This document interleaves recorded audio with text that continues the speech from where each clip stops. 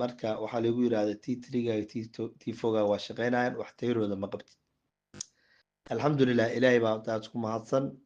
suma doctor jaamac insha allahu tacaala daawadan isoo siiyey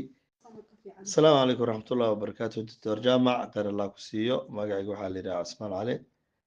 waxaan ku noolahay south africa soomaaliyana waa deganahay iyadana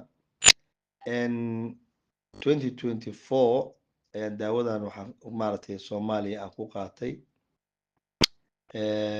anigoo dhammaystiran ayaan waxaan waddankan imida haddana south africa kusoo laabtay alxamdulilahi daawadii waa adiga waa dhamaystirtay 3 bilood laakiin daaragtii xataa uma qaadan 3 bilood waa kala jarjaray maadaama waddankani uu xilliyo qabowba uu leeyahay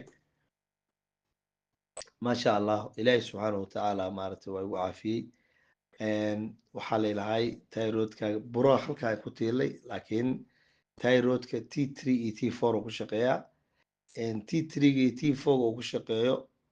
waxaan iska baaray sanadkan hadda 2025 bishii afraad ayaan baaray hadda bishii shanaad aan ku jirnaa marka waxaa lagu yidhahda T3ga T4ga waa shaqeynayaan wax tayrooda ma qabtid alxamdulilah ilaahay baa taas ku mahadsan suma doctor jaamac insha allahu tacaala daawadan isoo siiyey ilaahay subxaana watacaala ha ku barakeeyo marka waxaan u sheegi lahay dadka walaalaha